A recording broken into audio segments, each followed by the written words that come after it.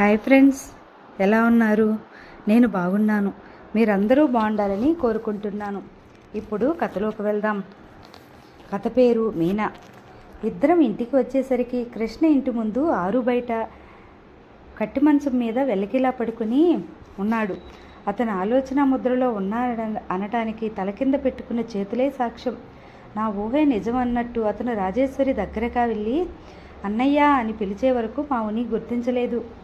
చెల్లెలి పిలుపు వినగానే ఉలిక్కపడిన వాడిలా తిరిగి చూశాడు. గుడికెళ్ళి వచ్చాం, ఇదిగో ప్రసాదం అంది పళ్ళెం చూపిస్తూ. కృష్ణ పళ్ళెంలోంచి తులసి దళం ఒకటి తీసి కళ్ళకద్దుకుని చెవి వెనకగా పెట్టుకున్నాడు.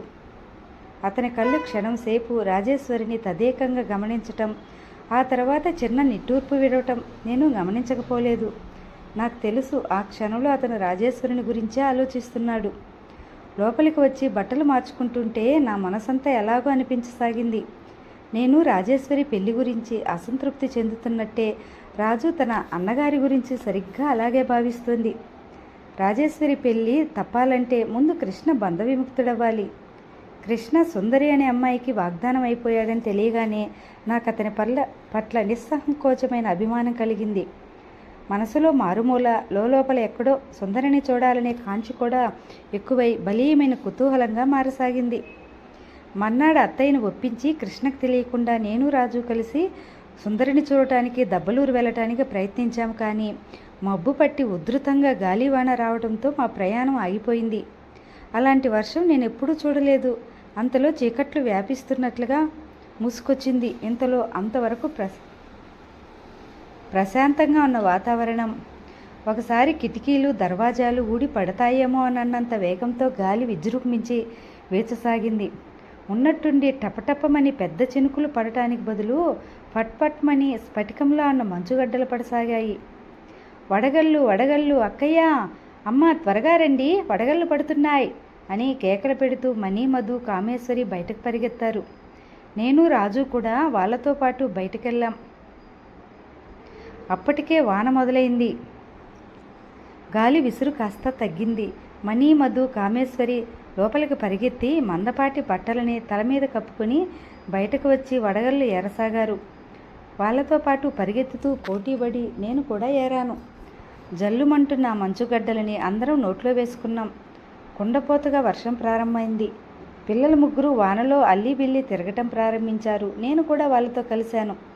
వరండాలో నిలబడిన రాజేశ్వరి వద్దు పైకి రండి అని వారిస్తోంది. కానీ నేనే మాటలు లక్ష్య పెట్టలేదు. ముఖం కొద్దిగా పైకెత్తి చేతులు జాచి గిరగిరా తిరగసాగాను. తల మీద పడిన ఆ వర్షపు దారలు ముఖం మీదుగా మెడ మీద నుంచి క్రిందకు జారుతున్నాయి. కళ్ళు మూసుకుని నోరు తెరిచి తిరుగుతున్న నాకు షవర్ బాత్ తీసుకుంటున్నట్టుగా అనిపించింది. వరండాలో నిలబడి రాజేశ్వరి నవ్వు ముఖంతో నా వైపు చూస్తోంది. నువ్వు కూడా రా, చాలా బాగుంది, చెప్పలేనంత అద్భుతంగా ఉంది అన్నాను. వద్దు బాబు, తలతో తడుస్తుంది అంది. వద్దు బాబు అంది.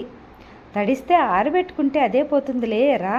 నేను వెళ్ళి రాజేశ్వరి చేతులు పట్టుకుని వానలోకి లాక్కొచ్చాను. రాజేశ్వరి నేను చెయ్యి కలుపుకుని ఊపుతూ తిరిగాం. మంచి హుషారుగా ఉన్న నేను రాజేశ్వరి నడుం చుట్టూ చెయ్యి వేసి ఒక చేతిని నా చేతితో కాస్త పైకెత్తి పెట్టుకుంటూ నీకు ఇంగ్లీష్ టైప్ డ్యాన్స్ నేర్పనా అన్నాను. వద్దు బాబు వద్దు, నువ్వు ముందు నన్ను వదులు, నడుం మీద చేతి చక్కల గింతలతో మెలికలు తిరిగిన రాజు మృదువుగా నడుం చుట్టూ ఉన్న నా చేయి తీస్తే నీకు నేను ఉప్పల గొప్ప నేర్పుతాను రా అంది. నేర్పు మరి అన్నాను. రాజేశ్వరి నా రెండు చేతులు పట్టుకుంది. ఇద్దరం ఎలాస్టిక్ను సాగదీసినట్టు ఒకళ్ళ చేతులు మరొకరు గట్టిగా పట్టుకుని సాధ్యమైనంత దూరంగా జరిగాం. గిరగిరా రంగుల రాట్నంలా తిరగసాగాం. మొదట్లో మెల్లగా తిరగటం మొదలెట్టిన రాజేశ్వరి రాను రాను వేగం పుంజుకుని గబగబా తిరగసాగింది. రాజేశ్వరి వేగం నేను అందుకోలేకపోయాను. చాలు చాలు, ఆపు ఆపు, నా కళ్ళు తిరుగుతున్నాయంటూ గట్టిగా అరిచాను. రాజేశ్వరి మెల్లిగా ఆగి నా చేతులు వదిలేసింది.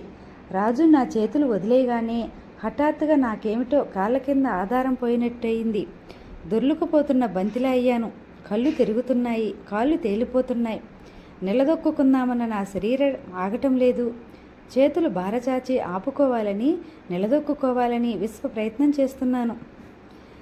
కళ్ళ ముందు భూమి ఇంకా గుండ్రంగా తిరుగుతూనే ఉంది. కూర్చో వదినా కూర్చో, కళ్ళు గట్టిగా మూసుకో, తగ్గిపోతుందంటూ రాజేశ్వరి చప్పును దగ్గరగా వచ్చి నన్ను గట్టిగా పట్టుకుంది. రాజేశ్వరి చెయ్యి పట్టుకుని కళ్ళు మూసుకున్నాను. 5 నిమిషాల్లో అంతా తగ్గి మామూలు మనిషినయ్యాను. అబ్బా, ఇలా ఎప్పుడూ అవలేదు నాకు అన్నాను కళ్ళు చేత్తో గట్టిగా నొక్కుతూ. ఇంతలో హఠాత్తుగా వరండాలో నుంచి వినిపించింది, గుడ్ రాజు, మీ వదిన నీకు డ్యాన్స్ నేర్పుతానంటే నువ్వే తన చేత భలే మంచి డ్యాన్స్ చేయించావే. నేను ఉలిక్కిపడిన దానిలా కళ్ళు తెరిచి మెడ తిప్పి అటువైపు చూశాను. కృష్ణ ఎప్పుడొచ్చి అక్కడ నిలబడ్డాడో మేం చూడనే లేదు. వరండాలో చేతులు పట్టుకుని స్తంభానికి కొద్దిగా భుజమానేలా చేరగిలబడి నిలబడి కుతూహలంగా వినోదంగా ఇటే చూస్తున్నాడు అతను.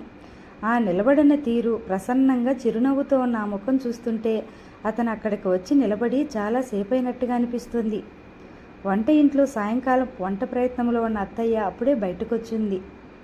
వస్తూనే మమ్మల్ని చూడగానే, అయ్యో ఏమిటరా ఆ తడవటం, చిన్నపిల్లల్లా లోపలికి రండి, తలలు నానిపోవటం లేదు, రాజు నీకైనా బుద్ధి లేదటే అంది.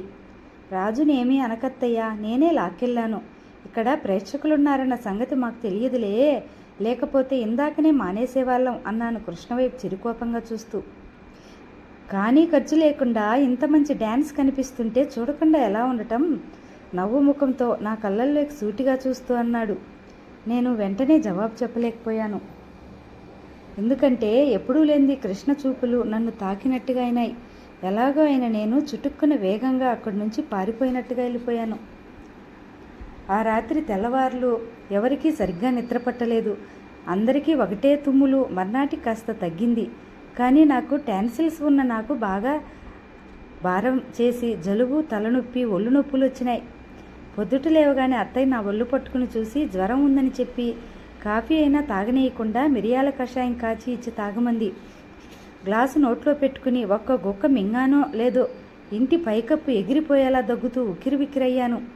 అప్పుడే స్నానం చేసి తల తుడుచుకుంటూ లోపలికి వస్తున్న కృష్ణ నేనున్న గదిలోకి తొంగి చూస్తూ సంగతి విని ఆ కషాయం తాగొద్దని తను వేరే మందు ఇస్తానని చెప్పాడు. అత్తయ్య చాదస్తంగా ఆ కషాయం అంతా నా చేత ఎక్కడ మింగిస్తోనని భయపడి నేను ఆ ప్రమాదం తప్పినందుకు అతని వైపు కృతజ్ఞతగా చూశాను. తర్వాత కొద్దిసేపటికి కృష్ణ ఇచ్చిన ఎర్రమట్టి లాంటి పొడి మింగి వేడివేడి కాఫీ తాగాను.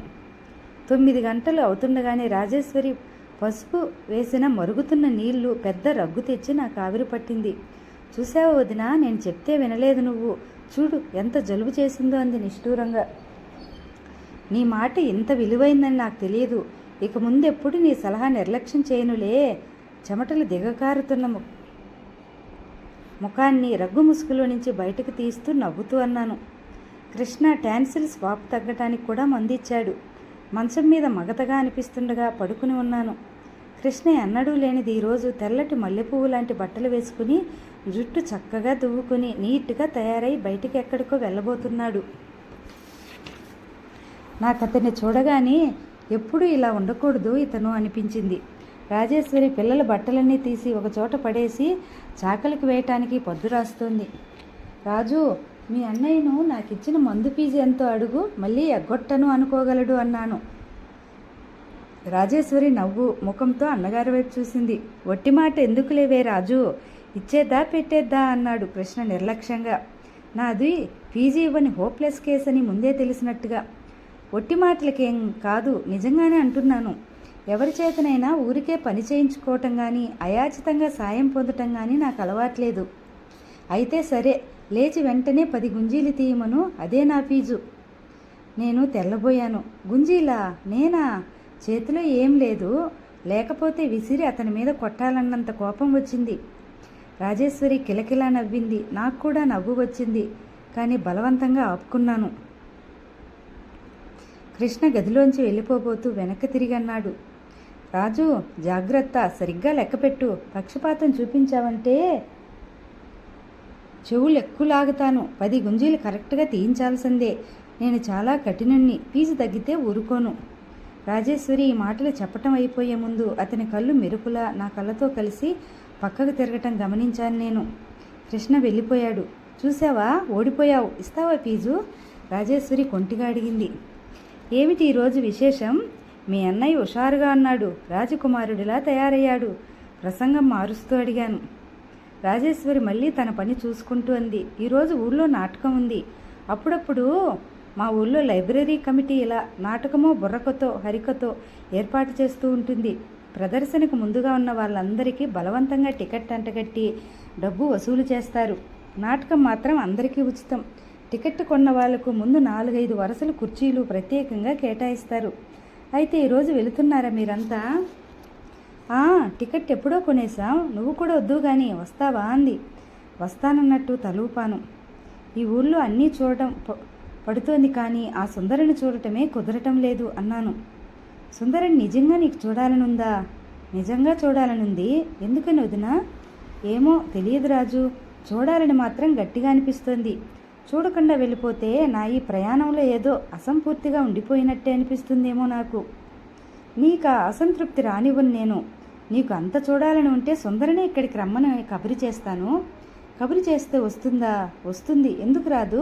కాబోయే అత్తగారి ఇల్లుగా అప్పుడప్పుడు ఏదో ఒక వంక పెట్టుకుని వచ్చి అన్నయ్యని చూసి వెళుతూనే ఉంటుంది అంది నవ్వుతూ.